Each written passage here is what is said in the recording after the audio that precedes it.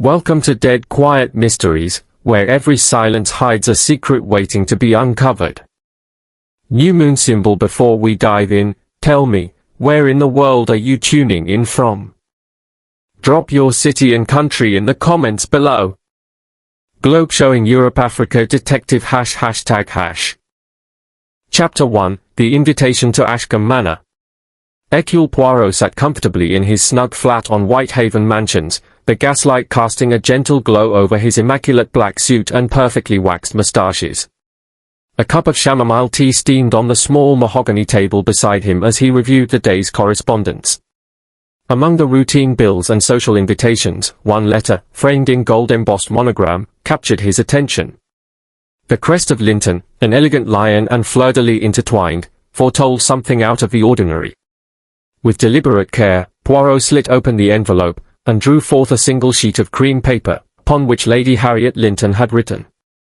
My dear Monsieur Poirot, it is with a heavy heart that I implore your assistance. Strange occurrences have unsettled the peace of Ashcombe Manor, and I fear for my family's safety. I entreat you to join us at once. Yours faithfully, Harriet Linton. Poirot smoothed the page and tapped the edge of his pen against his lip. Unusual, n'est pas, he murmured to himself. A lady of society does not lightly cry wolf. His little grey cells began their rhythmic dance. He made his arrangements with characteristic thoroughness.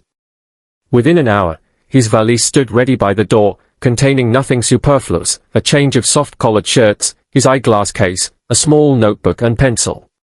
Ahead lay the Cotswold countryside, a land of rolling verdant hills and hedgerows in bloom. The carriage drew up before Ashcombe Manor at precisely 5:30 the following afternoon. The building rose from manicured lawns like a gracious matron, its mullioned windows reflecting the late afternoon sun. Ivy crept up its honeyed stone walls, and swathes of clematis framed the arched doorway.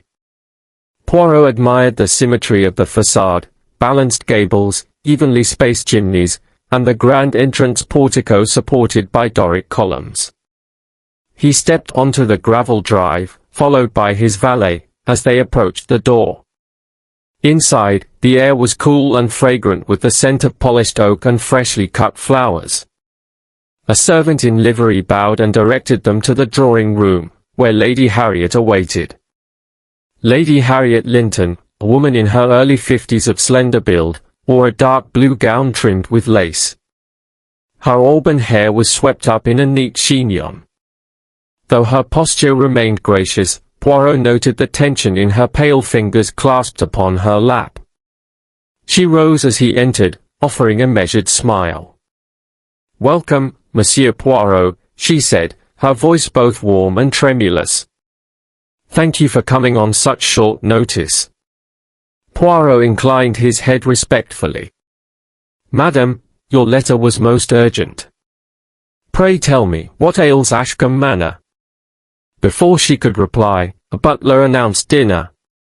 The dining room, with its high ceiling and tapestries, smelled faintly of roasting leg of lamb and fresh herbs. Poirot took his seat opposite Lady Harriet, who appeared more composed now that they were in company. Silver candlesticks flickered, casting dancing shadows across the polished mahogany table. Sir Edward Meriton, Lady Harriet's uncle and master of the house, presided at the head. A tall, distinguished gentleman in his 70s, he had a full head of silvery hair and keen blue eyes that surveyed the room with quiet authority. On the table before him lay an object of singular beauty, a silver-mounted writing pen, inlaid with ribbons of lapis lazuli. Poirot's gaze lingered a moment, appreciating both craftsmanship and symmetry. Throughout the meal, conversation was polite but guarded. Lady Harriet spoke of the estate's spring planting, Sir Edward offered anecdotes from his travels, the staff moved with silent precision. Yet an undercurrent of unease threaded through each word. At times, Sir Edward's gaze flickered to a small stack of sealed letters beside his plate, as though he hesitated to break their contents. Poirot detected a subtle dissonance. The teacup placed before Sir Edward did not match the rest of the service, It was of a finer porcelain, rimmed with gold, and bore a small chip on the handle. He made a mental note. After the second course, Sir Edward paused in mid-sentence, his gaze drifting toward the window. Rain had begun to fall, pattering against the glass. I must retire for a moment," he said, rising unsteadily. "Forgive me, dear Harriet." He left the room, the lapis pen gleaming on the table as he went. Lady Harriet's voice shook slightly. "Uncle has been unwell since last night. A headache, he says." Poirot nodded, sipping his consommé. He noted the servant's hurried glance toward the butler's pantry and the faint tremble in Lady Harriet's hand. "Madam," he ventured, "you spoke of strange occurrences. Would you describe them?" Lady Harriet sighed. "It started with small things, a misplaced airing schedule, a spilled cup of tea, whispers outside my door. Last night, I thought I heard a man's footfall in the corridor. But when I opened my door, no one was there." As if on cue, a sharp cry echoed from the study. Poirot and Lady Harriet exchanged a glance. Dinner conversation halted. The butler's face lost its composure as he bowed and rushed to fetch Poirot. In moments, they reached the study door. It stood ajar. Within, Sir Edward lay over his desk, his fine silver pen clutched in his right hand. The blotter beneath him was stained a deep, unsettling red. Lady Harriet gasped. Poirot hurried forward and knelt beside the body. Sir Edward's skin was unnaturally pale, his eyes half open in surprise. No tremors shuddered through his limbs, death had come swiftly. Poirot's glance moved from the desk to the litter of objects upon it, the open ledger, a fountain pen nib bent at a strange angle, a small vial half hidden under scattered correspondence. Slowly, Poirot straightened and spoke in his calm, precise manner. "Madam, I regret this grievous event. I trust you will allow me the honor of examining the scene." Turning to the butler, he added, "Pray ask everyone in the household to gather in the drawing room. No one is to leave until I have uncovered the truth." Lady Harriet pressed her hand to her mouth, tears brimming. Poirot regarded her with compassionate eyes. "Fear not, madam. We shall see justice done."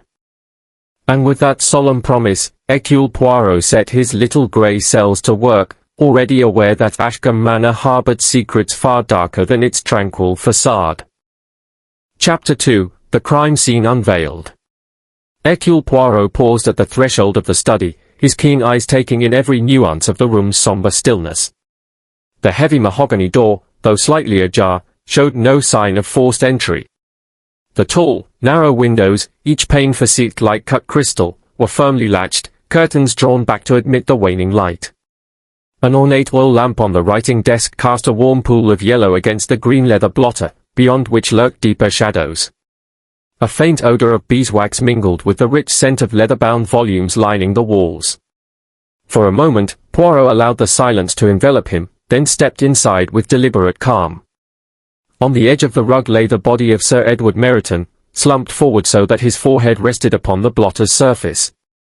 His once proud frame, draped in a dark tweed smoking jacket, appeared unnaturally still. The right hand clutched the silver-mounted pen, its cap stained by a tiny fleck of dark residue, while the left hung limply to one side. Poirot noted, with a practiced eye, the slightly crooked alignment of Sir Edward's collar, as if in his final moments he had jerked upright in sudden agony. The crisp white of his shirt front betrayed no tear or burn, nothing suggested a struggle. Yet death had clearly come swiftly. Advancing on gloved heels, Poirot examined the desk itself. The morning's ledger lay open to a blank page, its margins pristine, a stark contrast to the clutter of sealed letters and correspondence Sir Edward habitually kept. A slender fountain pen nib lay bent beside it, as though twisted with force. Poirot stooped to inspect the blotter more closely, drawing a gloved fingertip across its surface.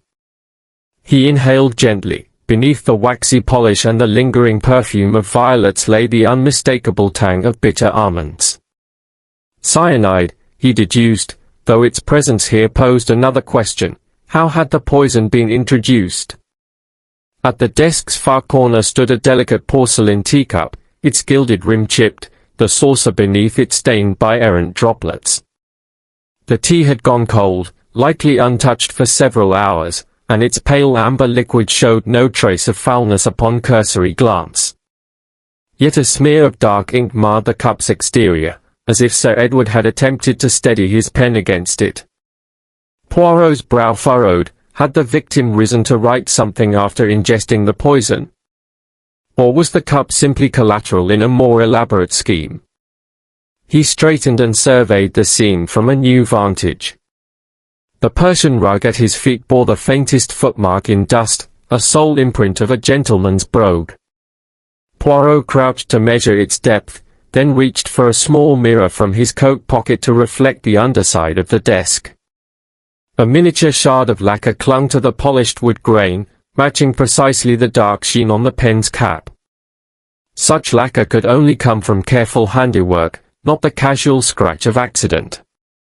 Poirot's mind catalogued each item: the bent nib, the lacquer, the almond scent, the silent windows. A gentle cough announced the gathering of the household in the doorway.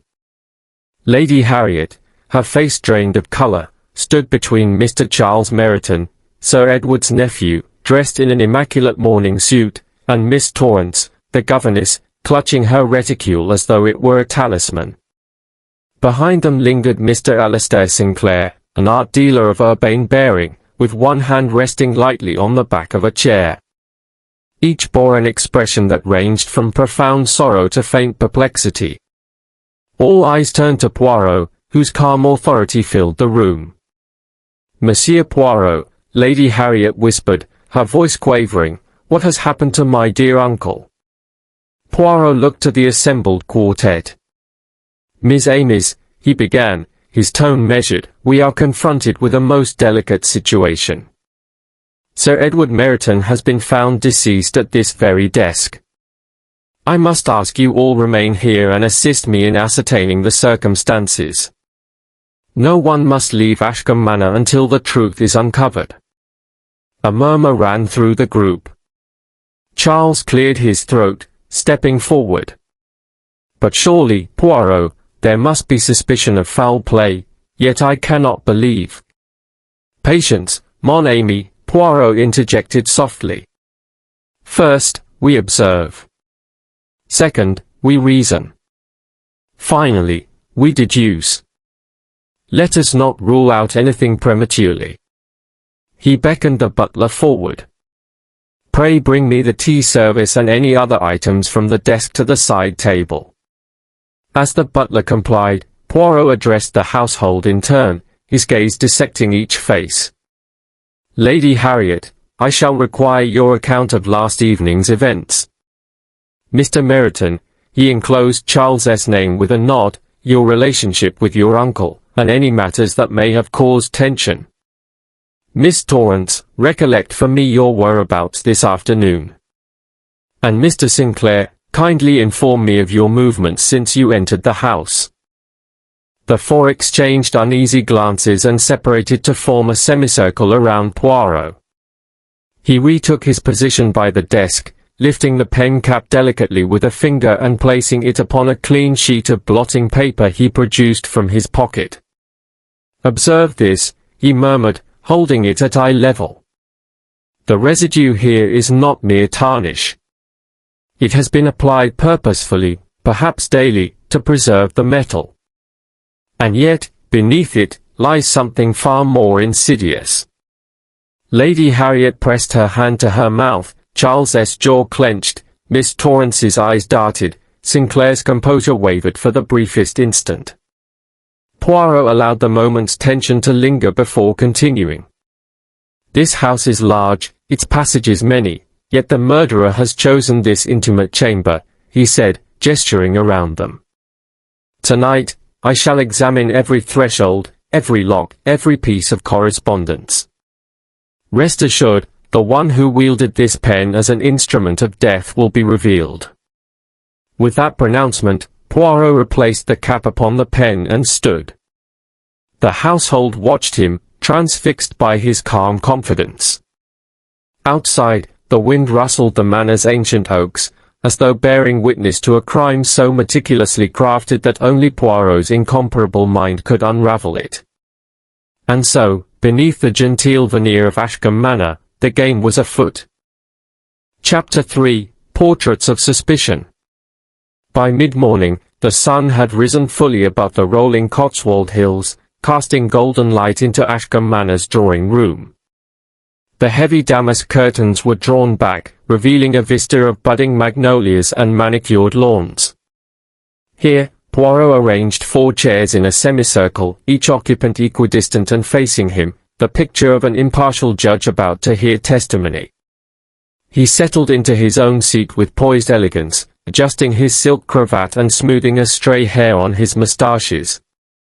"Miss Amis," he began, in his gentle, yet commanding tone, "wish to speak with each of you concerning last night's tragic events.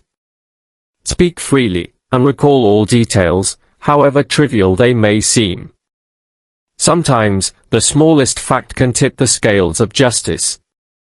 He turned first to Lady Harriet Linton. She sat graciously, though her gaze betrayed fatigue. Her hands rested upon her lap, the lace cuffs of her gown slightly rumpled from anxious fidgeting. "Lady Harriet," Poirot said, "tell me, if you would, of your relationship with your uncle in recent weeks.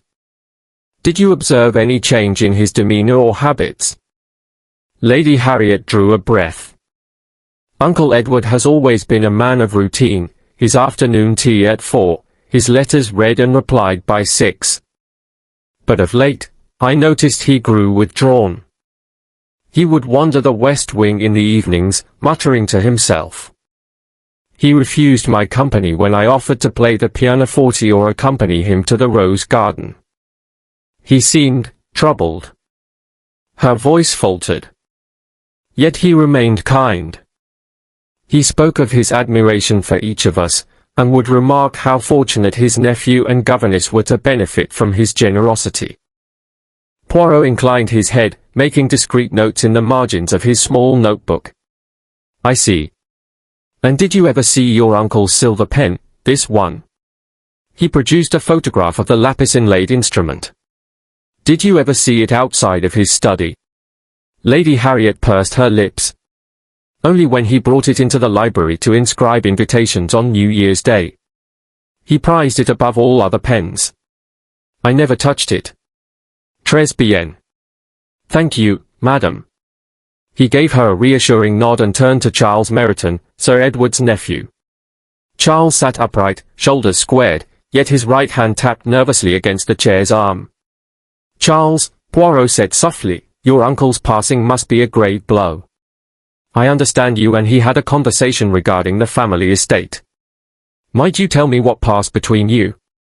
Charles hesitated, running a hand through his dark hair. "We argued, yes." His voice lowered. "Uncle Edward believed I was too extravagant, too fond of expensive pursuits and parties. He refused to grant me an advance on the inheritance to pay my debts. I begged and pleaded, but he refused. I admit, to my shame, I lost my temper and called him stubborn. He glanced away. But I did not harm him." "Of course not," Poirot replied quietly. "Anger, monsieur, is no proof of malice. Yet you did see him last night, did you not?" "Indeed. I rode with him in the carriage to fetch fresh ink from the village stationer. He wished to try a rare violet-hued ink imported from Belgium. He left the carriage, purchased the ink, and returned. He was well, though tired. I retired early, as I had business in London this morning." Poirot's gaze sharpened. "Did you observe your uncle handle his silver pen at that time?" Charles's brow furrowed. "No. He used a simple quill to inscribe my letter of introduction. The silver pen was in his study thereafter." "Merci, monsieur." Poirot made another note and turned to Miss Torrance, the young governess. She sat with impeccable poise, her chin lifted, dark eyes clear but cautious. "Miss Torrance," Poirot began, "you spend much time in the conservatory and the library teaching Lady Harriet and cataloguing Sir Edward's collection. Did you witness anything unusual yesterday afternoon?" Miss Torrance pressed her lips together. "I borrowed Sir Edward's ink, standard black, from his study to practice my calligraphy at tea. I placed it back within the hour. As for the pen, I never touched it. I was painting watercolors in the conservatory, just beyond the West Wing corridor." She hesitated. "I did hear voices, snatches of argument, possibly between Uncle Edward and another. But I could not make out words clearly." Poirot leaned forward. "You paint, do you use any particular solvents or oils?" Her cheeks reddened. "A small tube of turpentine-based medium for miniatures. I keep it in a tin by my easel. But I assure you, I paint with care, and never bring my supplies near anything edible. Très bien." Poirot tapped his pencil thoughtfully. "One more question, did you notice the conservatory windows open at any point?" Miss Torrance shook her head. "No, monsieur. I like the air but seldom open them. And never at dusk, when the dew settles." Lastly, Poirot addressed Mr. Alistair Sinclair, whose tailored suit and polished shoes bespoke a man of cosmopolitan tastes. Sinclair smiled graciously, but his eyes flickered with faint unease. "Mr. Sinclair," said Poirot, "you were a frequent visitor to Sir Edward's study, discussing art purchases. Did you see him handle his pen or consume anything out of the ordinary?" Sinclair cleared his throat. "I saw him fill the pen with fresh ink. Indeed, he allowed me to watch, commenting on the nib's precision. I shook his hand afterwards. Regrettably, I have lacquer on my gloves from varnishing frames yesterday. I fear it may have transferred to his desk and pen." Poirot's moustaches twitched. "Lacquer, you say? What kind?" "A dark ebony finish," Sinclair replied. "Very common among portrait framers." Poirot inclined his head. "And the cigarette I found in the conservatory," he produced the bent stub, "would you care to comment?" Sinclair's composure faltered. He glanced at the floor, fingers tightening. "That does not belong to me. I do not smoke." Charles glanced at Miss Torrance. She bit her lip. Lady Harriet's eyes brimmed with tears. Each statement knitted a complex tapestry of half-truths and hidden motives. Rising gracefully, Poirot placed his notebook aside. "Thank you all. You have been most forthcoming. There are inconsistencies to explore, and I shall visit each scene again. For now, reflect on what you have said, and what you may have omitted, consciously or otherwise." As they dispersed, Poirot remained seated, stroking his moustaches. His mind raced: lacquer, tinted ink, turpentine, a forged alibi. Each confession offered a thread of possibility and a red herring designed to mislead. Yet somewhere amidst their testimonies lay the key to unravel this murder. And Poirot, with his meticulous attention to detail and profound understanding of human psychology, intended to find it. Chapter 4: Footprints and Fragments. Late that morning, as a pale sun peered through scattered clouds, Hercule Poirot left the manor's interior in favor of its extensive grounds. Lady Harriet had insisted he inspect the scene of the incident she had glimpsed in the conservatory corridor, a tangle of broken glass and toppled flower pots. Poirot, ever methodical, agreed at once. He donned a pair of soft-soled walking shoes to preserve the delicate evidence beneath, a precaution he took even in the plush lawns of Ashcombe Manor. The path to the conservatory wound through a rose garden in tentative bloom, past a neatly clipped yew hedge and 2 marble benches. Underfoot, the ground was firm but moist from an early dew. Poirot noted how the garden paths converged, the only way in and out of the conservatory's bow-fronted windows. At the conservatory's side door, which opened onto a flagstone terrace, he observed the remains of a terracotta pot half concealed by shattered glass. Violet petals, now trodden and fading, lay scattered like wounded soldiers. Kneeling, Poirot examined the fragments. The glass was from a small vase, perhaps there to display a single sprig of lavender. He lifted a shard, turning it over with his gloved fingertips. No fingerprints, the murderer must have worn gloves, or worked swiftly. Poirot's attention shifted to the soft earth beneath the window. There, impressed into the ground, was a single footprint, a gentleman's brogue, size 7, the leather sole leaving a clear pattern of hobnails. He placed a paper map next to the print for scale, photographed its outline with his little camera, and then pressed a small, folded card onto the soil to capture its details. The print was too perfect for leaf debris or random decline. It belonged to someone accustomed to careful stride, not the hurried steps of a culprit escaping capture. Interesting, indeed, Poirot murmured, rising to pace 1 pace's length back from the print. The footprint pointed towards the yew hedge bordering the north lawn.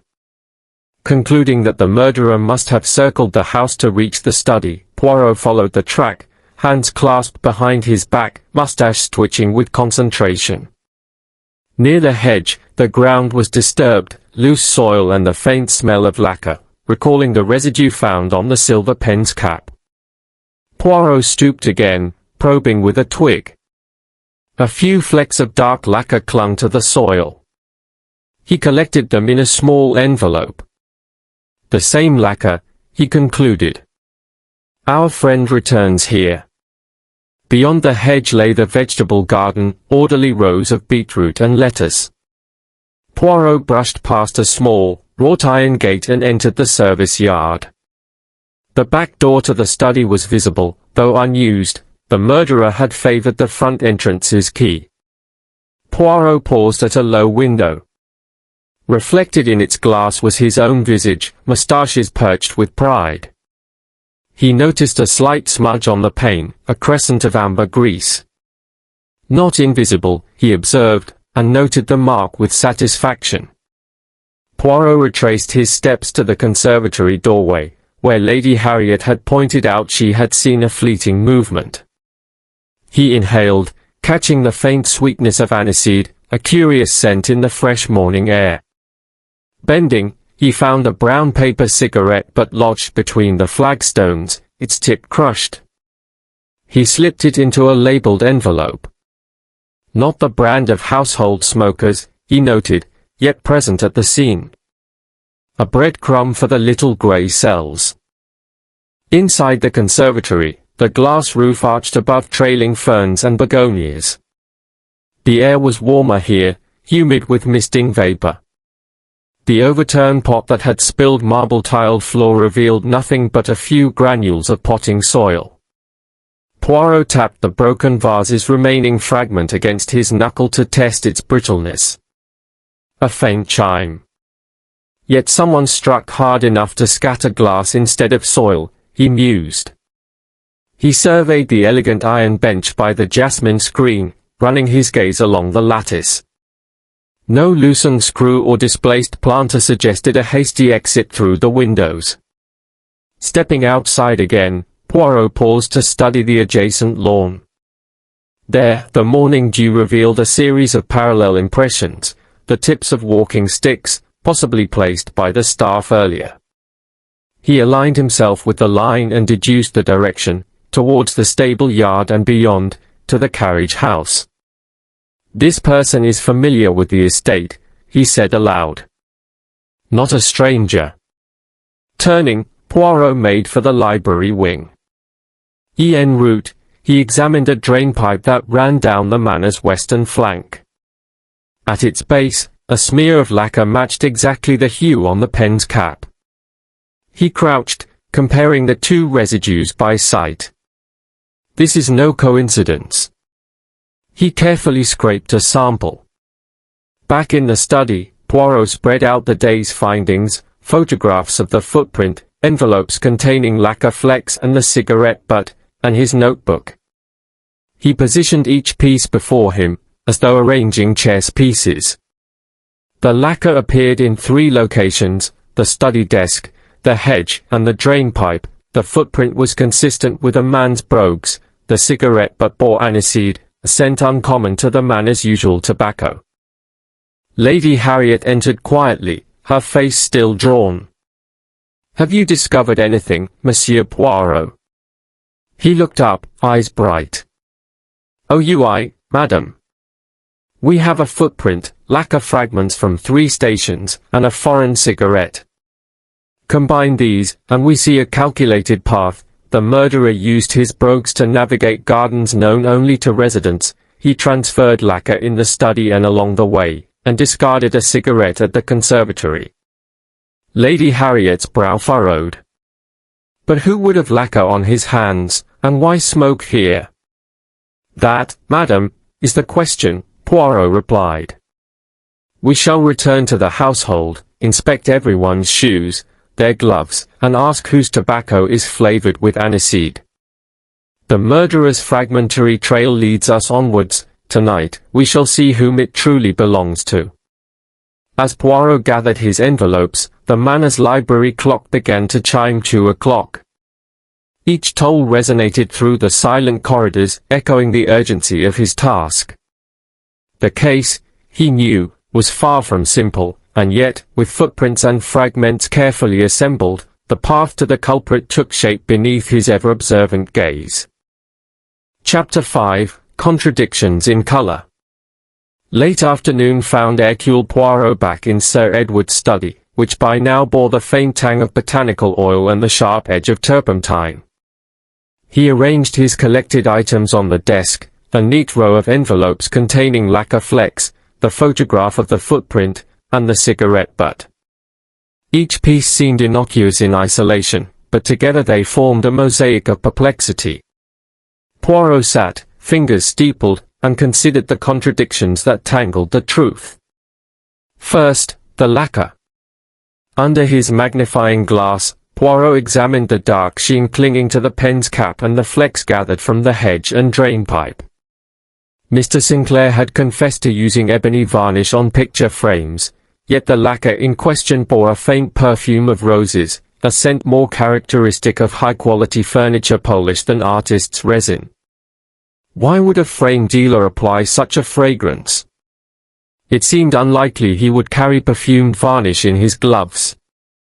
Poirot tapped his pencil on the blotter and muttered, "This lacquer is too refined, trop raffine, to belong to a tradesman's toolkit." Next, the cigarette butt.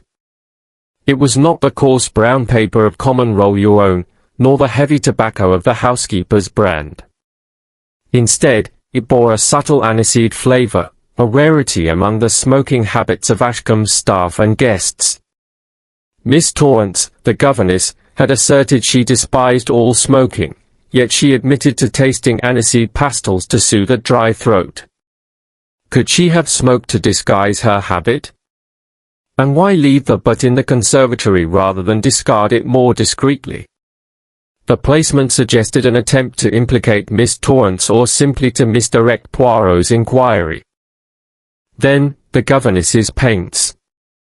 During his earlier interview, Miss Torrance had emphasized her use of oil-based mediums for miniature watercolors, yet she claimed to keep solvents well away from the tea service and writing implements.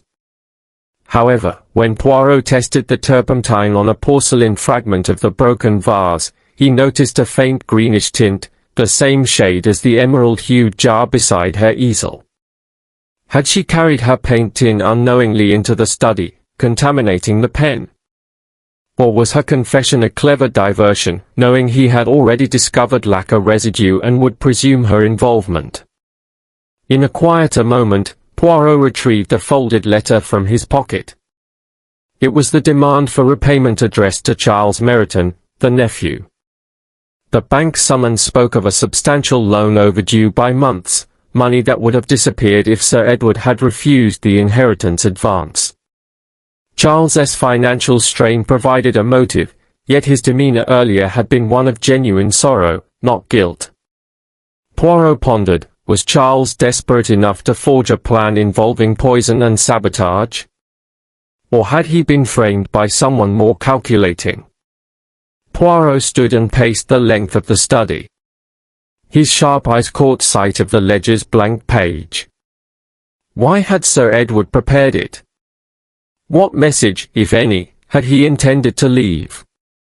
The absence of writing suggested he never managed to put pen to paper, despite gripping the pen in his final moments.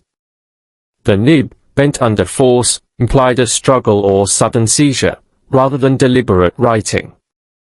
Could the poison have been applied to the ink barrel, seeping into the victim's hand during writing? But then, why was the teacup left untouched? Retracing his steps, Poirot re-examined Sinclair's professed schedule. The art dealer had claimed to varnish frames in his workshop until late the previous day, yet a ledger entry indicated he hosted a dinner party in town. If he returned earlier than stated, he could have wandered the estate at dusk, transferring lacquer from the frames already assembled in the gallery. Yet a check later revealed the varnish there was of a matte finish, not the glossy perfume-laden variety found on the pen. Sinclair's explanation, though plausible, lacked consistency when measured against the physical evidence. The governess's story also faltered under scrutiny. Miss Torrance's easel stood in the conservatory, yet the shattered vase had no traces of her emerald pigment. The tiny splashes of jade-colored paint Poirot found on the rim of the teacup, the very cup in which Sir Edward supposedly sipped tea, did not match her palette.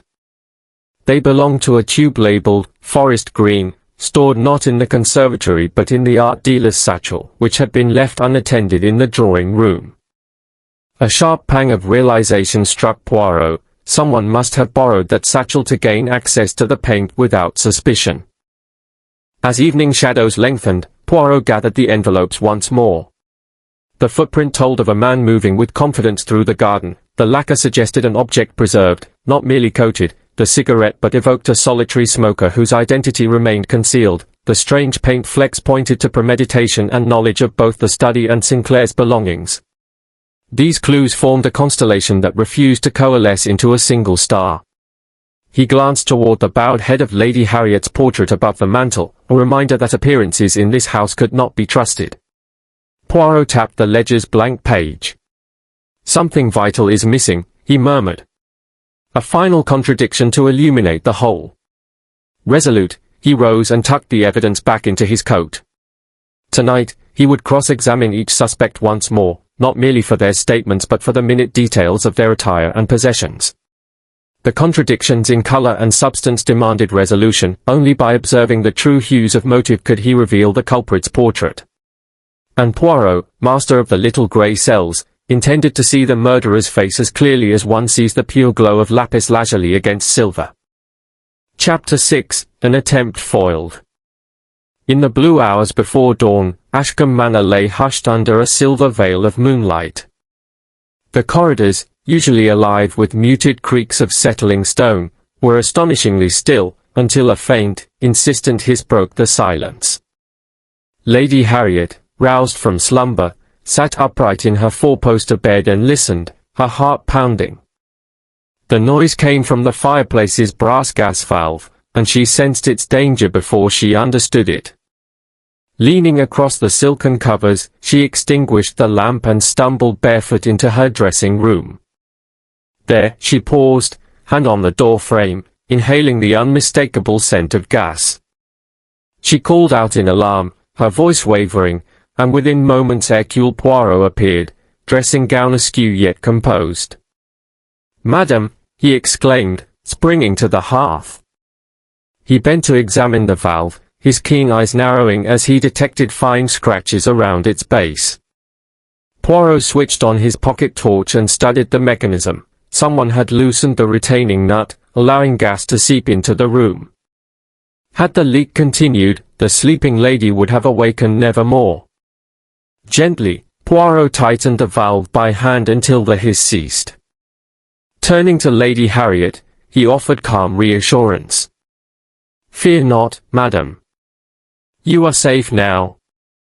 He guided her back to bed, ensuring her door was locked from within. "I must investigate immediately," he added, "for this was no accident." Lady Harriet, trembling but grateful, watched as Poirot moved away, lantern in hand, every step measured. Downstairs, Poirot assembled the household in the library, a cavern of walnut shelves and leather-backed volumes, warmed by the still-lit lamplight. Mr. Charles Meriton leaned heavily against a bookcase, Miss Torrance clasped her hands at her throat, and Mr. Sinclair hovered by the window, pale in the lamplight. Lady Harriet, swathed in a shawl, recounted the hiss and her own near-fatal awakening. Each suspect listened with mounting apprehension. Poirot calmly explained the mechanics. The gas was released slowly, drenched with the odorant mercaptan to give warning. And yet, one must know how to disguise a tampering so subtle. He picked up the brass valve's nut, now snug, and held it aloft for all to see. Notice the faint residue about its edges. He passed the nut to Charles, who studied it and shook his head. "I never touched it," he said gravely. Poirot then revealed a small glass vial from his pocket, containing flecks of dark lacquer. This substance adheres not to hands unaccustomed to delicate work. It matches the lacquer found on Sir Edward's pen and along the garden path. Miss Torrance swallowed. "I have never worked with lacquer," she whispered. Sinclair's knuckles whitened as he gripped his gloves. "I deal in frames and finishes," he replied, voice tight. "But I would not hazard the life of Lady Harriet." Poirot allowed their protests to hang in the charged air before continuing. "This was a deliberate attempt on Madame's life, intended to mimic an accidental gas leak. Yet the choice of valve betrays the saboteur's familiarity with this very hearth. Not every visitor knows how to access the pilot tuning nut." He paced, fingertips stroking his moustaches, then paused before Lady Harriet. "Madam, do you recall any unfamiliar steps upon your corridor floor when you rose?" She closed her eyes and nodded. "A soft thud, as though someone had paused just outside my door." Poirot acknowledged her answer with a slight inclination. "The culprit entered your corridor, perhaps to confirm your retirement to bed, and then returned later to tamper with the valve. They knew where to find the gas line key and how to loosen it without raising immediate suspicion." He turned to the group. "One of you, Miss Amis, has studied this manor's infrastructure more closely than the others. And only one would risk arousing fear before continuing their plan." Charles spoke first, voice choked. "I would not," but halted as Poirot's steady gaze implored silence. Miss Torrance bit her lip. Sigmund the housekeeper's absence felt keenly. She had retired early, and her quarters were at the corridor's far end. Sinclair's composure cracked, his usual ease betrayed him. Poirot seized the moment. "Monsieur Sinclair, you admitted carrying varnish in your gloves. Yet why would you return this valise to the drawing-room before midnight, if you intended later to venture here?" Sinclair's mouth opened, closed, then finally stammered, I merely wished to avoid bringing odors into my own quarters." Poirot's eyes flicked to Charles. "And monsieur, your boots, large brogues, size 9, cannot have made the smaller, neater prints found by the conservatory." Charles's shoulders slumped in relief. Miss Torrance, glancing at the lacquer vial, seemed torn between defiance and fear. Poirot advanced upon her. "Mademoiselle, you claimed no contact with lacquer, yet your miniature paints include a varnish in exact hue, though labeled differently. A lady of your talents might well conceal her medium under another name." Miss Torrance shook her head vigorously. "No? I would never," but Poirot raised a hand. "Perhaps you might demonstrate." He retrieved the porcelain fragment from the broken lavender vase and held it before her. This fragment bears streaks of oily prismarine green, matching nothing in your palette. Yet, earlier today, I observed fresh brush strokes of that precise color beneath Sinclair's framed portrait of Sir Edward.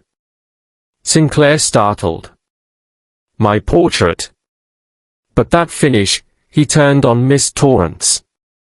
You had access to my paints all afternoon. Torrance's defiance wavered, her composure broke as she sank into a chair. It was meant only to frighten, she whispered. I wished to save Lady Harriet from, her voice trailed off in tears. Poirot stood, surveying the scene. He had halted a plot that would have ended in tragedy. Yet he knew too that the true motive remained obscured, awaiting daylight's revelations. As dawn's pale light filtered through the library windows, Hercule Poirot allowed himself a small, knowing smile. The household's facade of civility was cracking, and within those cracks lay the path to the ultimate truth. Chapter 7, The Gathering Storm. That evening, shadows deepened around Ashcombe Manor as a low fire crackled in the drawing-room hearth. Lady Harriet, still pale from her nocturnal ordeal, greeted Poirot with a tight-lipped gratitude. The household assembled for dinner in an atmosphere taut with apprehension. Charles Meriton appeared contemplative, Miss Torrance's gaze drifted toward the carpet, and Mr. Sinclair lingered by the window, hands buried in his pockets. Poirot surveyed them all, his posture composed, moustaches ever so slightly quivering with anticipation. Miss Anis, he began, voice steady, we have witnessed 2 attempts upon this household. First, the death of Sir Edward Meriton, and second, the near-tragic breach of Lady Harriet's life by gas. It is evident that our adversary is relentless. Tonight, we dine together so that I may observe each of you more closely, under circumstances controlled and equitable. He motioned toward the long oak table set under crystal chandeliers. Upon each place lay a pair of fine leather gloves, pristine and unvarnished. Before we sit, I ask that you don these gloves, he instructed. Throughout our repast, no hands may touch any object barehanded, whether a glass, a carving knife, or a chair back. This measure, though unusual, will ensure we observe any transfer of substances, lacquer, oil, or otherwise. A murmur rippled through the guests, but each complied. Charles buckled the glove on his left hand only, Sinclair fitted both hands with minimal hesitation, and Miss Torrance paused to select the pair that best matched her sleeve, her fingertips white with tension. Lady Harriet accepted hers with a shaky nod. Poirot sat at the head of the table, pouring each guest a glass of Burgundy with deliberate care. To clarity, he proposed, and to the safe conclusion of our inquiry. Glasses touched, and lips met brims. The first course, delicate consommé with Madeira, was served, yet no one ventured to handle the spoon. Servants in gloves placed utensils within reach, and the guests used the heels of their hands to feast upon the clear broth. Throughout the meal, Poirot engaged them in polite conversation, the condition of the rose garden, the merits of the local stationer, the progress of Miss Torrance's miniature studies. Each question, though innocuous, was crafted to elicit small tells. Charles's voice quavered when praising the stationer's ink, Sinclair's normally urbane tone hardened slightly at discussion of varnish, Torrance's education shone through as she corrected Poirot's French on turpentine, yet her hand trembled as she lifted her glass. Between courses, Poirot rose to refill Lady Harriet's wine. Beneath the table, he slipped on his own gloves and examined the undersides of each chair back. There, on Charles's seat, lay a tiny shard of varnished wood, matching neither Sinclair's matte finish nor Miss Torrance's glossy medium, but of a third variety, a deep, honeyed lacquer used exclusively on Ashcombe's built-in paneling. Charles's expression sharpened when Poirot produced the fragment. "This panel is in the library," Poirot said softly. "You have visited there frequently, monsieur. Yet you insisted your business kept you in town last night." Charles paled. I merely passed through, he stammered, to retrieve my notes on Uncle's catalogue. Poirot pocketed the shard and moved to Sinclair's place. Beneath it, faint green smudges, identical to the forest green hue from Sinclair's satchel, marked the velvet damask runner. Sinclair's lips thinned. My satchel lay open near the buffet. I cannot explain that. Lastly, Poirot knelt at Miss Torrance's chair. There, he found a single cigarette ash, long, pale, and delicately curved. He lifted it on a gloved fingertip. Not your brand, mademoiselle. Torrance's face flamed, she rose suddenly.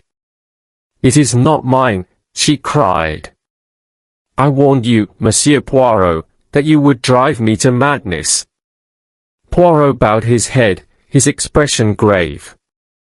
And yet, there it is. A single ash whose origin must be accounted for. He rose, allowing the group to settle their consternation. Forgive my intrusion, but I must insist, each of you surrender the contents of your pockets for my inspection.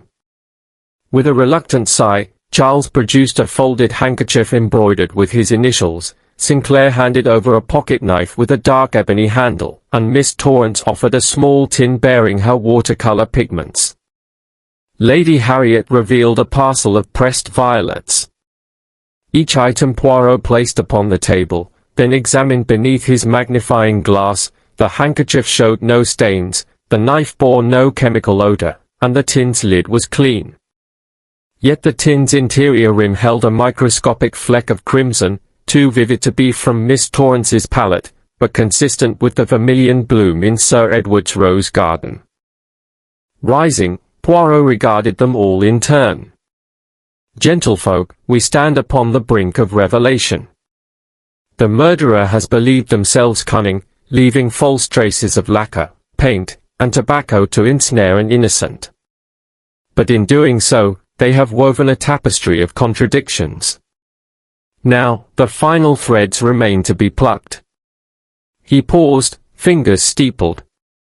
Tomorrow, I shall require each of you to revisit the scenes where these fragments were found, retracing your own steps. In light of this evening's discoveries, consider what you may have forgotten, or what you may be concealing. With that, Poirot descended from the head of the table, signaling the servants to restore the usual service. The guests sat in contemplative silence as the second course of roast pheasant was laid before them. Each looked to the next, suspicion mingling with fear. Outside, the wind stirred against the leaded panes, as though heralding the approach of a storm. As the candles guttered and the final notes of conversation died away, Poirot allowed himself a small, triumphant smile. The threads of deceit were drawn taut, the storm's fulcrum neared its breaking point. Within 24 hours, he would gather them once more in this very room and illuminate the truth, clear as the polished silver of the pen that had wrought such calamity. Until then, the gathering storm would only intensify, and Ashcombe Manor would hold its breath for the final act. Chapter 8, The Masterstroke. The morning sun had banished the last of the storm clouds when Hercule Poirot summoned the household to Sir Edward's study for the final reckoning. Lady Harriet sat on the settee, her composure restored though her eyes still bore the strain of recent terror. Charles Meriton paced by the window, hands clenched. Miss Torrance hovered near the hearth, fingers stained faintly with paint, and Mr. Alastair Sinclair remained immaculately poised by the writing desk, as though expecting this moment. Poirot entered, the very picture of calm, and with a gentle inclination of his head began his denouement. Miss Amos, he began, we have borne witness to two schemes: first, the deliberate ending of Sir Edward's life, and second, the attempt upon Lady Harriet's person. Tonight, justice demands that we untangle every strand of deception and expose the fiend amongst us. He moved to the blotter and displayed the tiny lacquer fragments. These particles, discovered upon the silver pen's cap, beside the hedges, and even upon the gas valve in Lady Harriet's room, belong to a rose-scented Polish exclusively used on this estate's picture frames. Only one of you has regular access to such varnish. A sharp intake of breath passed through the group as Poirot produced a photograph of the footprint. Observe this brogue print, size 7, found at the scene of the broken vase in the conservatory. It can belong to none but Mr. Sinclair, whose imported leathers match exactly. The gentleman's valet, however meticulous, could not erase the gravel impressions overnight.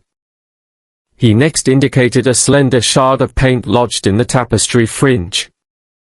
These green flecks, drawn from a tube marked a forest green, correspond precisely to the delicate hues Mr. Sinclair employs in his framing business, yet that very tube was discovered sealed in Miss Torrance's conservatory, far from any workshop.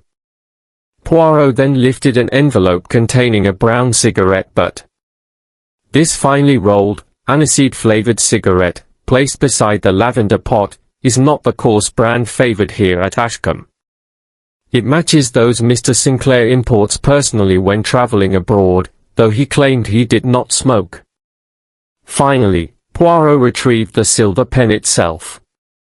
He held it aloft. The nib is bent, the reservoir tainted with bitter almonds, cyanide.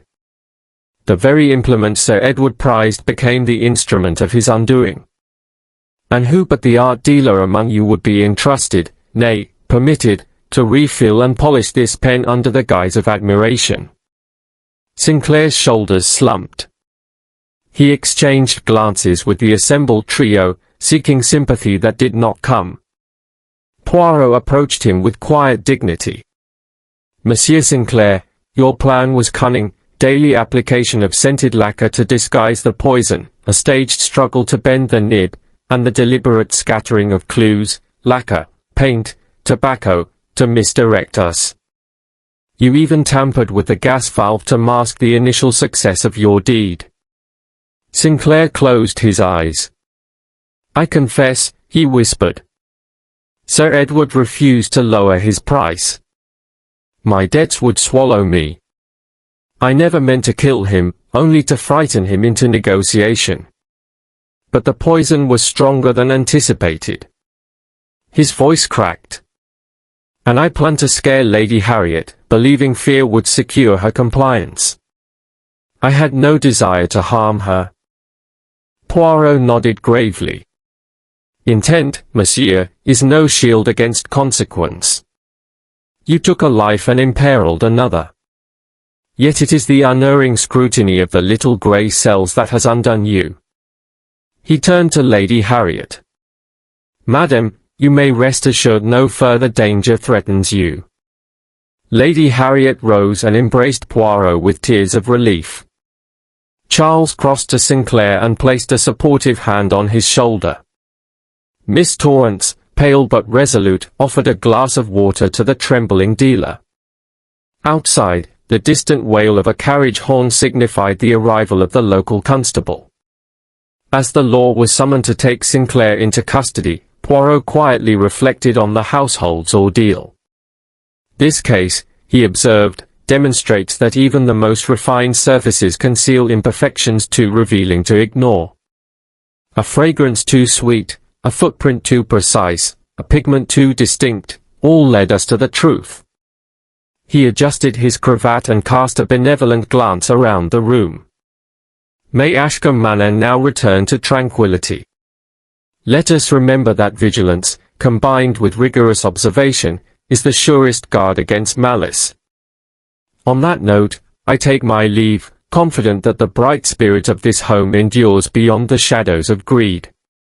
With those final words, Poirot departed, leaving behind a restored household and the quiet hum of justice fulfilled, a testament to his unrivaled mastery of deduction and the enduring power of the little grey cells.